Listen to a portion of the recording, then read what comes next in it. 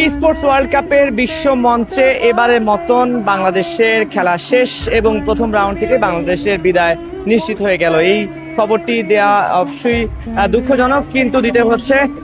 ই sports world কাপে এবার প্রথমবারের মতো অংশগ্রহণ করেছিল বাংলাদেশের টিম রেড হকস। আজকে যে ম্যাচগুলো ছিল সেই ম্যাচে প্রয়োজনীয় পয়েন্ট ছিল 6টা ম্যাচ থেকে 70 পয়েন্ট দরকার ছিল এবং টপ 12-এ বাংলাদেশকে জায়গা করে নিতে হতো যদি পরবর্তী রাউন্ডে খেলতে হয়। কিন্তু বলতে হচ্ছে যে বাংলাদেশের খেলা এখানে শেষ হয়ে গেছে। আমরা দেখতে পাচ্ছি যে রেড হকস সব মিলিয়ে 55 পয়েন্ট অর্জন করতে পেরেছে এবং সবকিছু মিলিয়ে যদি বলি যে টপ 18টি দলের মধ্যে 18তম স্থান অর্জন করে নিয়েছে, অর্থাৎ সর্বশেষ দলটি হচ্ছে রেড হকস। তাই তাদের আর আজকে এখান থেকে প্রাপ্তির কিছু নেই। যদি প্রাপ্তির কথা বলতে হয় তাহলে বলতে হয় যে প্রথমবারের মতো ই স্পোর্টস ওয়ার্ল্ড কাপের মতো বিশ্ব পরিমণ্ডলে বাংলাদেশ প্রথমবারের মতো অংশগ্রহণ করেছে, যেটা ছিল সত্যি গৌরবের।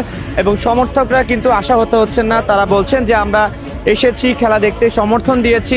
যেহেতু প্রথমবারের মতো বাংলাদেশ থেকে একটি দল এসেছে, ভালো খেললেও তারা বাংলাদেশকে সাপোর্ট করতে চান, খারাপ খেললেও বাংলাদেশকে সাপোর্ট করতে চান। তার চেয়ে বড় বিষয়টা হচ্ছে যে একদমই নিজেদের মাঝখান থেকে নিজেরা চেষ্টা করতে করতে তারা কিন্তু এবারে বিশ্বকাপ অর্থাৎ ই স্পোর্টস ওয়ার্ল্ড কাপে অংশগ্রহণের সুযোগ পেয়েছিলেন। অন্যান্য টিমগুলোতে যেখানে ইনভেস্টমেন্ট রয়েছে, তা সেখানে বাণিজ্য রয়েছে, সেখানে কোচ রয়েছে, ম্যানেজমেন্ট রয়েছে, সেখানে বাংলাদেশি টিমের কিছুই ছিল না। তার উপর ই স্পোর্টস তখন বাংলাদেশে ব্যান করা ছিল। সব মিলিয়ে তারা যে আসতে পেরেছে সেটাও কিন্তু ছিল গৌরবের। হয়তোবা এখান থেকেই যাত্রা শুরু হয়েছে। আগামীতে আরো যখন ই স্পোর্টস ওয়ার্ল্ড কাপ হবে, সেগুলোতে শুধু ফ্রি ফায়ার নয়, বাংলাদেশের যে অন্যান্য ই স্পোর্টস টিমগুলো আছে, সেখানে পাবজি হতে পারে বা অন্যান্য A1 এই স্পোর্টস থেকে শুরু করে যারা আছে তারাও হয়তোবা এই বিশ্ব পরিমণ্ডলে ফিরে আসবে।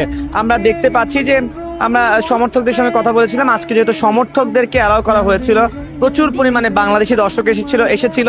যদি বলতে চাই যে গ্যালারিতে যত দর্শক এসেছে তার মধ্যে অধিকাংশ দর্শকই ছিল বাংলাদেশের সমর্থক। যদিও খেলা এখনো চলছে, কিন্তু বাংলাদেশ ইতিমধ্যে সবগুলো ম্যাচ হেরে বাদ হয়ে গেছে, সেটা একেবারে নিশ্চিত হয়ে গেছে। সেখানে একটু বলতেই হয় যে সৌদি আরবের রিয়াদ থেকে এবারের মতো ই স্পোর্টস ওয়ার্ল্ড কাপে বাংলাদেশের যাত্রাটা এখানে শেষ হয়ে গেছে। দেখতে পাচ্ছেন সমর্থকরা অনেকটা হতাশ হয়ে দাঁড়িয়ে আছেন, তবুও তারা খেলা দেখছেন। আমরা তাদের সঙ্গে কথা বলবো, কিন্তু এখন পর্যন্ত আমি এটাই বলতে চাই যে ই স্পোর্টস ওয়ার্ল্ড কাপ 2025 সৌদি আরবের রিয়াদের ভলভারো সিটিতে বাংলাদেশের মিশন এখানে শেষ হয়ে গেছে। এবারের মতো তারা বিদায় নিয়েছে, হয়তোবা সামনে আবারও আসবে। এখান থেকে আমার কাছে এটাই ছিল সর্বশেষ।